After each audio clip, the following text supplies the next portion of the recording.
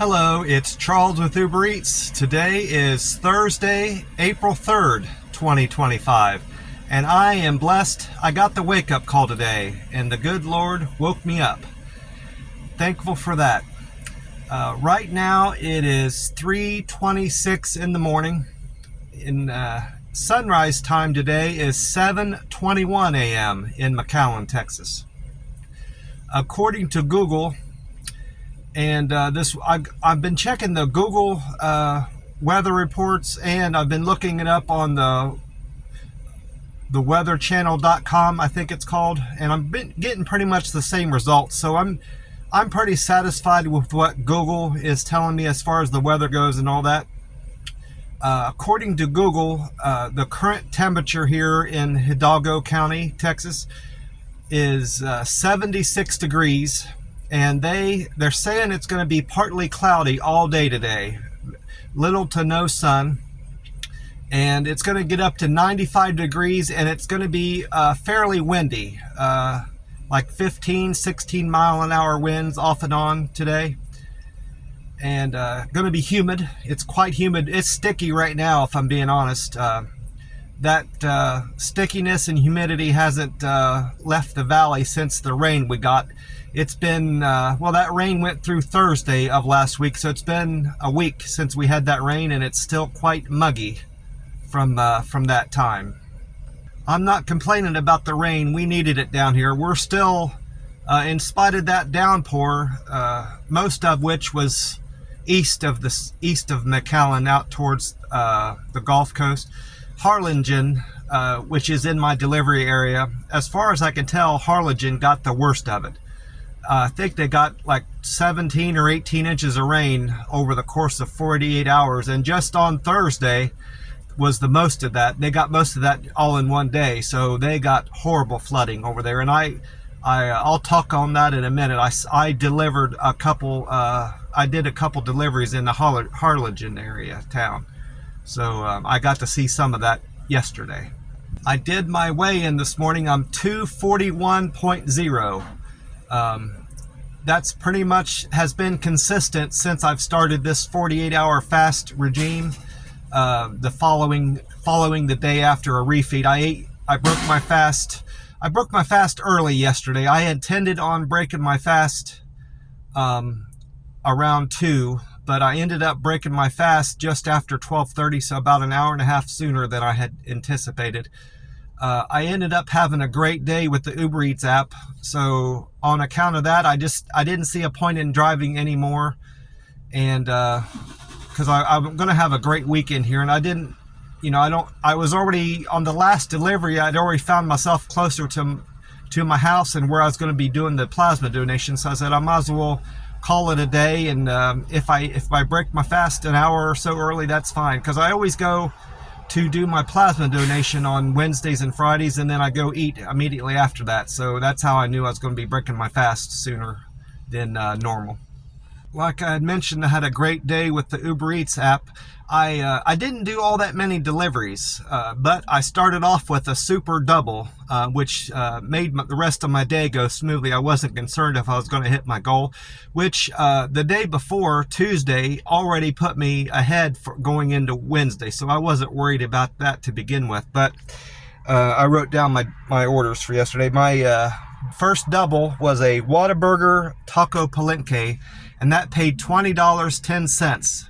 And that was just super. I was thrilled to take that. I didn't even look at the miles, which weren't all that much anyway. It did take me out east of the town, and where I spent most of my day, except for the very last delivery, which brought me back towards McAllen.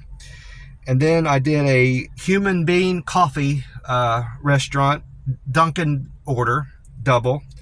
Laredo Taco, then a Casa de Abuela, and then another taco palenque. That one took me back towards town where I live. So overall, super day, and I'm still ahead going into Thursday. So no issues with money, and I'm going to have a great earnings week with the Uber Eats app. Before I forget, I checked my scores on the Uber Eats app. Where it shows you what customers are mentioning about you in the survey. I asked every single customer yesterday in person to give me a thumbs up, if they felt I did a good job, or I told them, hey, I like getting feedback. Please rate me in the app, and they all said they would. They didn't all rate me in the app, I can tell, because I can see how my comments have changed from day to day. But yesterday morning, before I started, I wrote down how many comments I had under each category, and then I checked it again this morning, and it looks like I got 2 thumbs up yesterday. My delivered with care went up to 237, and then customers commenting on me being quick and efficient went up to 206. My friendliness went up to 200. My perfect handoff went up to 189. And then my good communicator score went up to 166. All those are two improvements from yesterday morning. So it won't be long if I keep this up.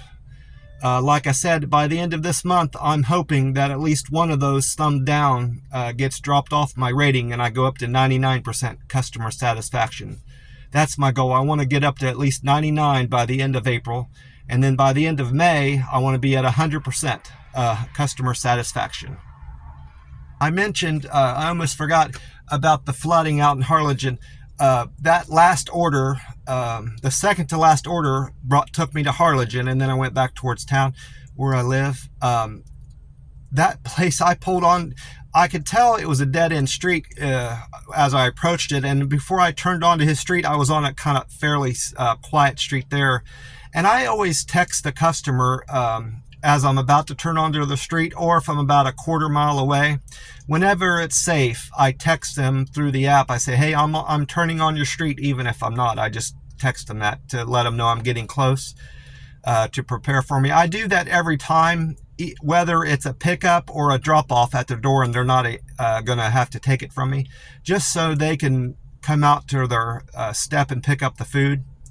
This isn't a bad area in general for people stealing food. That's my impression anyway, but I got in the habit of doing that out in Las Vegas. There are a lot of thieves out there, I've learned, in Las Vegas, that steal people's food off their porch and packages and shit like that. So that's just a habit I built up, and it's another way to engage with a customer, have something to text with them about. Because sometimes, the situation doesn't call for really any communication at all. If it's a drop-off and all the customers' requests on the app are clear, I don't have any questions about that. And sometimes they're not even responding to me. They haven't even read what I'm sending them, so I don't bother with too much communication. You can tell on the app if they've read the message or it's just been delivered. So just having a reason, another reason to text them is me flexing my communication skills, I guess, is what I'm trying to get at. But anyway, I get to this guy's house out in Harlingen. I don't remember it was the Casa de Abuela, grandma's house food. I dropped it off, and I'm getting on their street, and I looked ahead, and the whole second half of their street, which is a dead end, was flooded, and he lived on the very end to the left. And I'm thinking, how in the hell am I going to get back there, and am I going to get stuck? Well, as I turned onto his street and I pull up there about halfway trying to figure out what I'm going to do, I see him, who I assume is him, walking out and wanting to meet me out at the end of his driveway of his house. And I'm thinking, well, I could tell by how he's standing, the water was just up to his ankles. So I'm assuming, and it looked like he was on the street. So I went ahead and pulled up. I could tell that the water wasn't all that deep. And boy, I thanked him. I said, I thank you greatly for coming out, because I was wondering how I was going to get up to your step. And he just laughed about that. But a lot of good people down here and helpful. And he was a cool guy. So that's one thing I wanted to remark about the flooding. All the flooding is pretty much subsided here in McAllen, San Juan, and the whole main part of town. Just towards the east is where some of the worst flooding was, and there's still a lot of ponding in people's yards. And boy, I wouldn't want to live wouldn't want to live somewhere where it like that. That would be nerve-wracking. Nope, there weren't any cars even back there. All the people that lived back there had parked their cars up towards the main road, just so they wouldn't be concerned about getting their car stuck and flooded out, I suppose. That pretty much was it with my Uber Eats deliveries.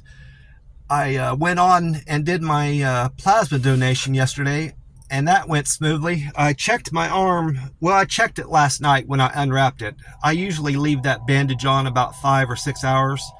I left it on 5 yesterday, and aside from a little tiny scab where they stuck me, there's no bruising again. So another successful plasma donation. Now, when they drew my blood like they do every time, and the lady told me my iron was a little bit low, and I said, is it too low to do a donation today? She said, oh no, you're still in the healthy range, but I guess they look at they keep your very previous blood draw results on there so they can compare and contrast the two. And my previous, she told me what my last score was for iron, and I don't remember what it was, but it was more or less in the top quarter of the high range, you know. So let's say the high range is 3.0. I was at 2.8, let's say. And then this time, and then it goes down to like 2, let's say at the bottom end. Well, this one was like 2.4. So I was still in a healthy range, but she said, you're getting close to being too low in iron for us to accept your donation. So just watch that.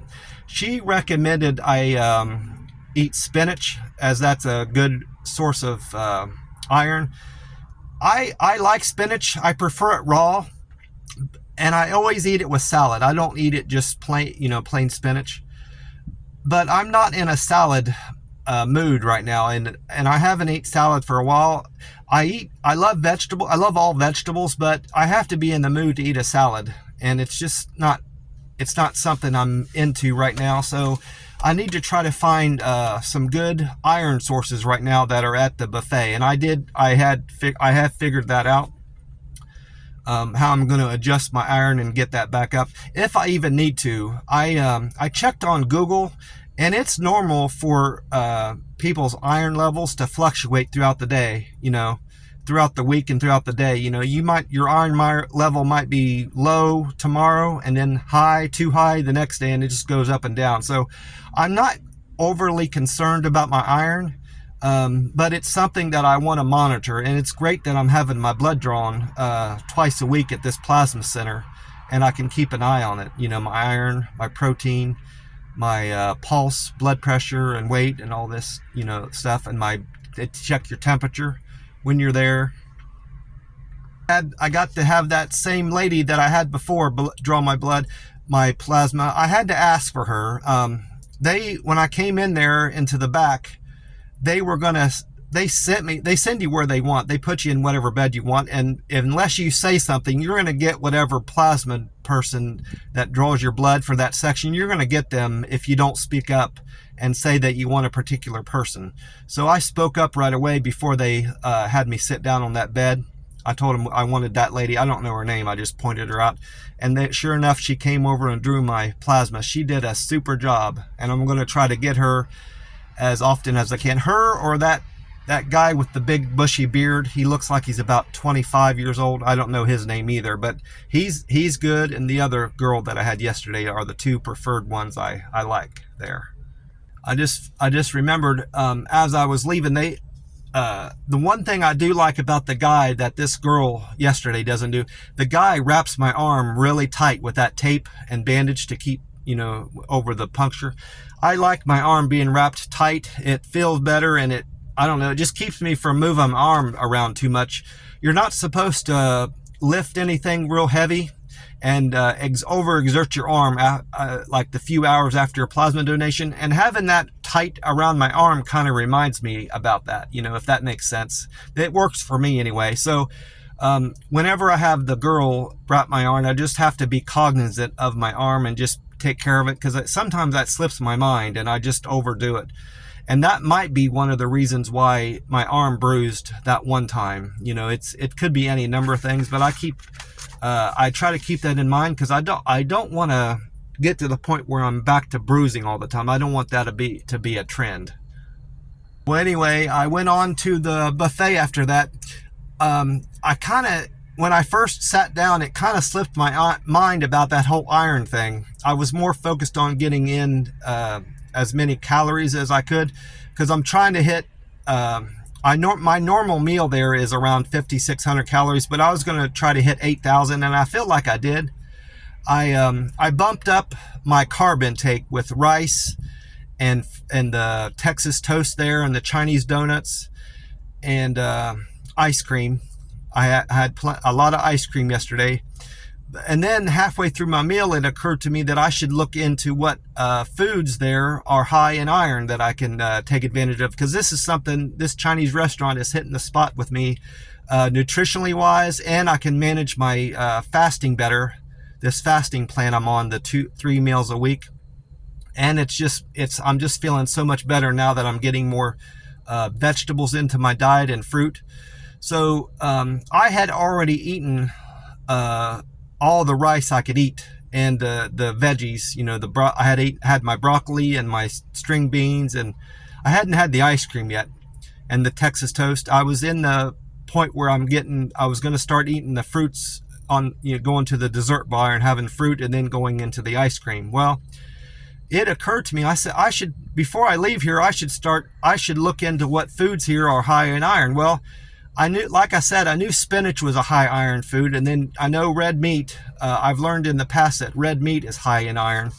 I dated this girl that had irregular periods. She'd have 1 month she would bleed real heavy, and then the next month she wouldn't have a period at all. It was just crazy like that. Well, on her months where she bled a lot, her iron dropped.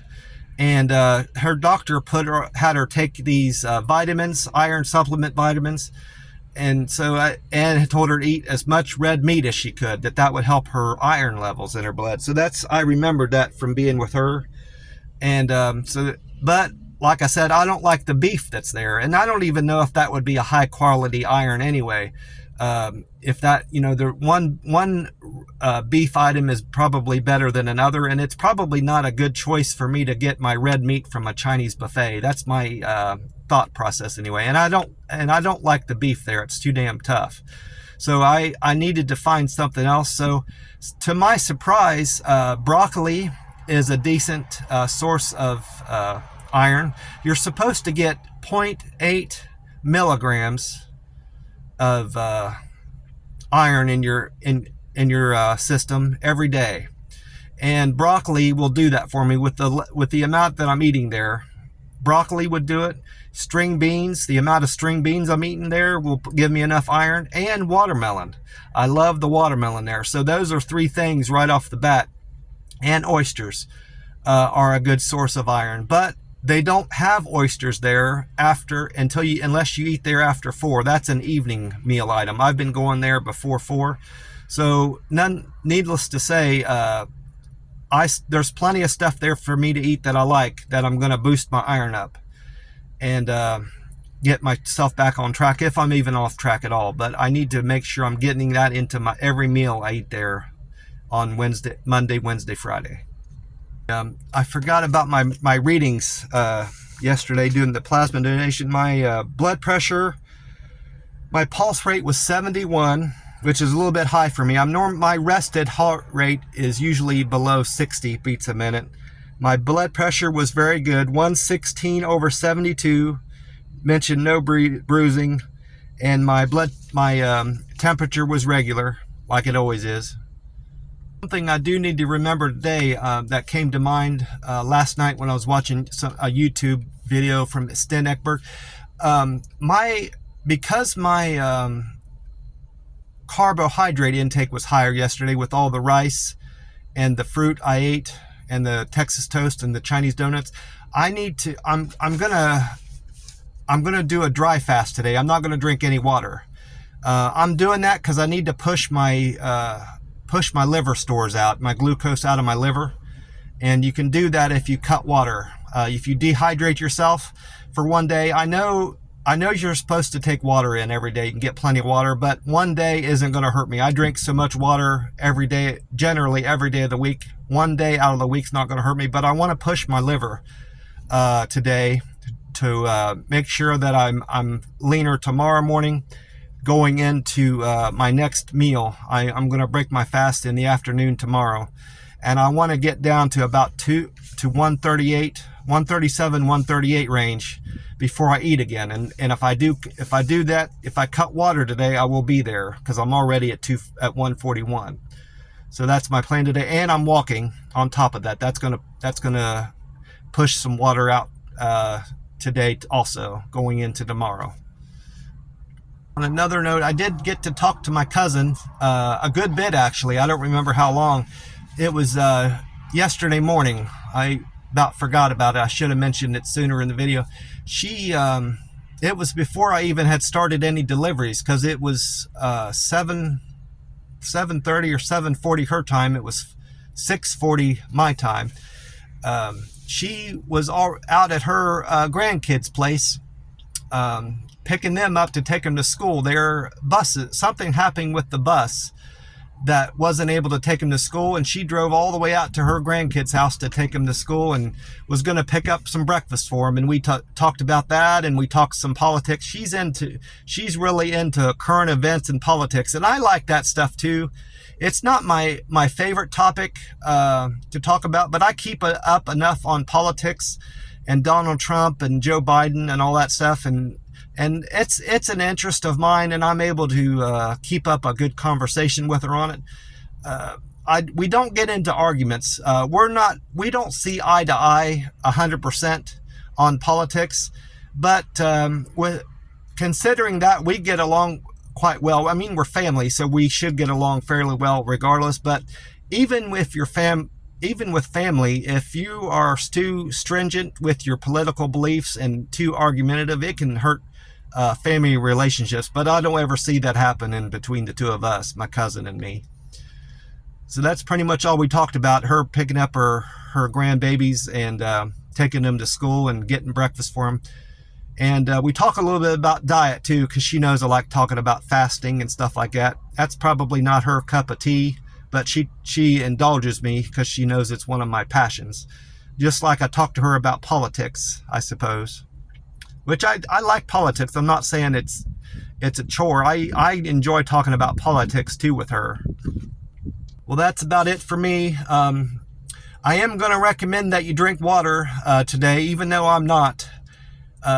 Make sure you get plenty of water in today and stay hydrated. It'll help you get through your day, especially if you're in a hot climate like I am.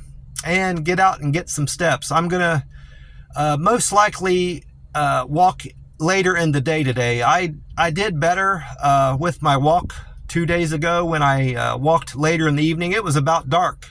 The sun was going down when I was finishing my walk, and it was a bit cooler.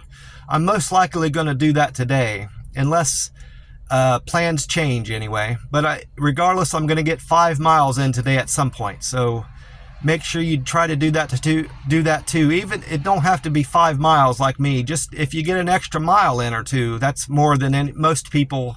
Most Americans don't get any extra steps into their day. Unintentional steps, you know. I'm not talking about steps that you take to and from the store. I'm talking actually getting out and purposely walking somewhere for your health. It'll do you good. God bless you, and I will talk to you soon. Bye for now.